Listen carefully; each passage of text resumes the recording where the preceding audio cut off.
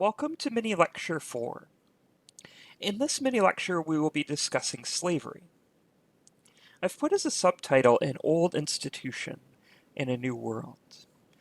The phrase New World is often used to describe the Americas after European discovery in the 15th century.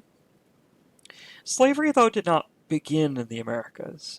There were systems of slavery in the Old World in the Eastern Hemisphere, in Europe, Africa, and Asia. Slavery before the American colonies. Slavery was prominent in ancient Rome.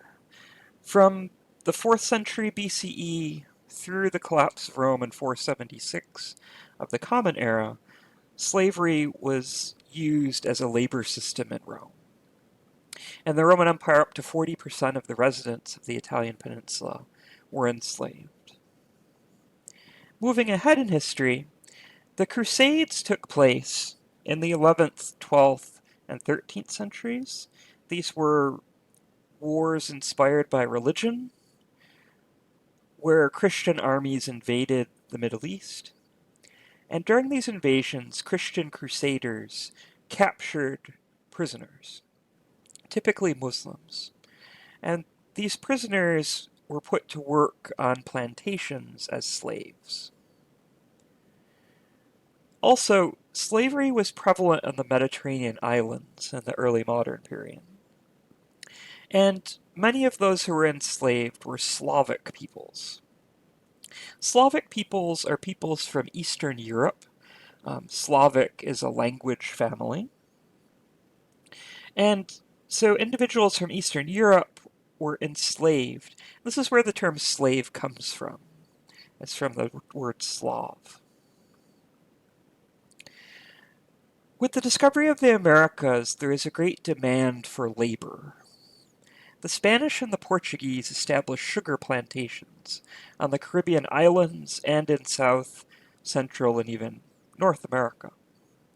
The British established tobacco plantations in Virginia and the Carolinas, and the plantations required a great deal of hard manual labor. Early on, there were efforts to enslave Native Americans, but this posed several problems.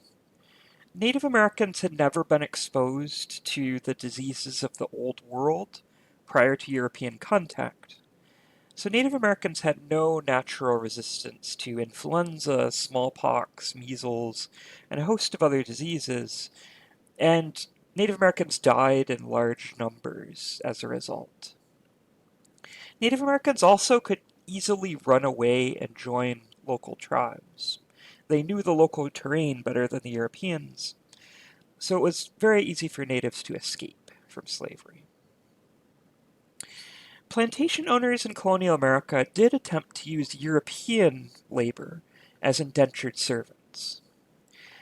European indentured servants often died of tropical diseases such as malaria and yellow fever, which they're not accustomed to in their home country.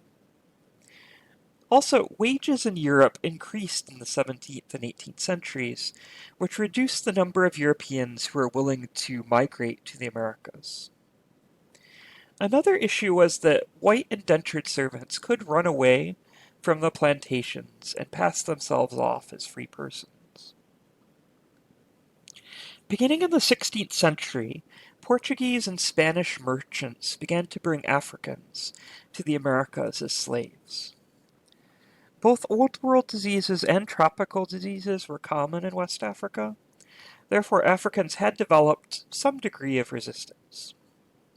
Africans had experience with agricultural work. Most of West Africa was agrarian. Africans clearly could not easily run away and return home. One would have to sail across the Atlantic to return home. And Africans could not easily blend into the local population if they escaped either. African slaves were also relatively inexpensive. 80% of the slaves in British North America came directly from Africa. 20% were bought from the Caribbean islands and transported to British North America. Most of those enslaved in British North America were from West and West Central Africa. 85% were carried on English merchant vessels. Portuguese and Spanish merchant vessels rarely traveled that far north. 25% came from the Congo-Angola region, and 15% each from Senegambia, the Gold Coast, and the Ivory Coast. This is the Congo-Angola region, and then Senegambia, the Gold Coast, and the Ivory Coast. The first Africans arrived in Jamestown in 1619. A Dutch ship had been damaged at sea, came into port, and the Dutch traded the 19 slaves on board for provisions. Initially, the status of Africans was similar to that of white indentured servants. Africans served their masters for a fixed period of time and then were freed, just as indentured servants served their masters for a period and were freed.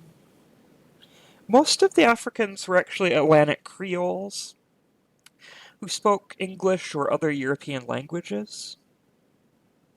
This state of affairs lasted from 1619 to the 1670s. There was a decline in indentured servitude in the 1670s. Birth rates in England declined.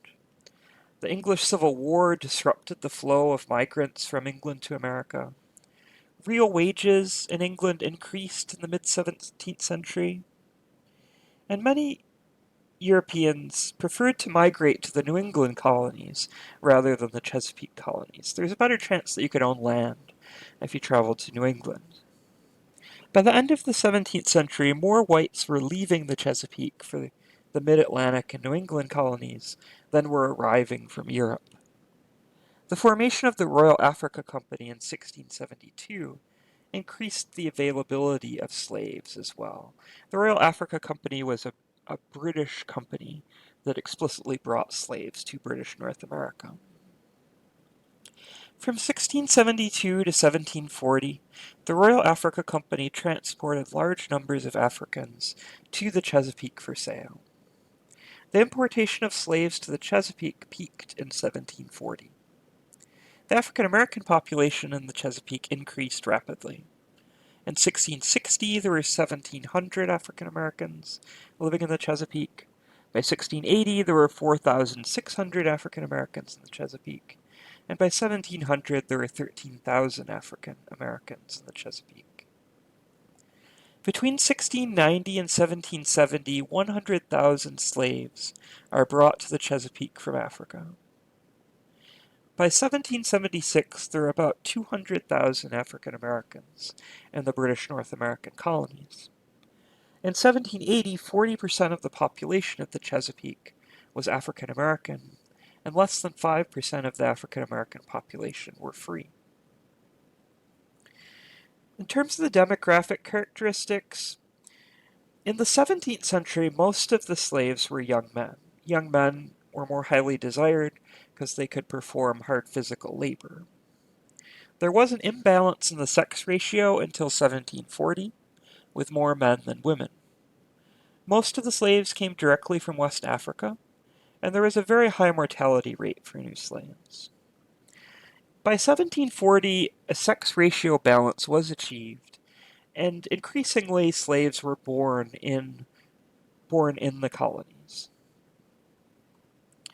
English common law did not permit slavery. It was English landowners in Barbados who enacted the first slave codes under English law. In the late 17th century, African Americans in the Chesapeake were legally barred from owning firearms. Harsh laws were enacted to punish interracial sex between white women and African American men. And in 1669, Virginia passed a law stating that it would not be considered murder if a, quote, master murdered a slave who was resisting him. By the 1670s, African Americans in the Chesapeake lost the right to own land, as well as most other rights. So the situation for African Americans in the Chesapeake actually got worse during the 17th century, during the course of the 17th century. Most farmers in the Chesapeake were small landowners who owned one or two slaves. Approximately 5% of the farms were large plantations. The majority of slaves lived and worked on the large plantations. The primary crop grown was tobacco. On large plantations, overseers were hired to supervise the labor of slaves, and slaves were often punished very severely and brutalized. Spain established a military outpost at St. Augustine, Florida, in 1565. Florida at this point was a Spanish colony. African Americans, including some slaves, worked on the fortifications for the base. In 1693, King Charles II of Spain agreed to grant freedom to any slaves who escaped from the English colonies. Spain and England had an incredibly hostile relationship. However, Charles II was lying. From 1693 to 1738, most slaves who escaped from Georgia to St. Augustine ended up being sold back into slavery by the Spanish. Most of the early English migrants to South Carolina and Georgia came from Barbados. A slave-based sugar economy had been established on Barbados, and the English settlers from Barbados were determined to establish a plantation economy based on slave labor in Georgia and the Carolinas. The English often brought slaves with them from Barbados. From 1670 to 1700, English migrants could not find a cash crop that would thrive in the Deep South. Tobacco wouldn't grow well. The planters purchased slaves from the Gambia and West Africa. Slaves from Gambia introduced rice to the Deep South, and rice flourished in this climate. Rice plantations provided a cash crop to the colonies. Georgia was founded in 1732 to block Spanish expansion in North America. It was formed as a penal colony, as a colony of prisoners. Slavery was not permitted in Georgia from 1732 until 1750, but in 1750 the ban on slavery was lifted. Planters from South Carolina moved to Georgia bringing their slaves with them, and rice became the major cash crop. Between 1706 and 1776, approximately 94,000 slaves entered Charleston Harbor in South Carolina. In coastal regions of the Deep South, up to 90% of the population were slaves. There were very high mortality rates in the region due to the climate and the hard labor. The slave population did not begin to sustain itself through natural reproduction until the eve of the American Revolution. Rice production lent itself to a task system of labor. Slaves were assigned a task to complete each day. Slaves were then allowed to raise their own crops, hunt, fish, or socialize after they completed their assigned tasks. Rice production did not lend itself to the closely monitored gang labor that was prominent on tobacco plantations. Slaves in the region developed a distinct African American culture and language. That concludes our mini lecture. Thank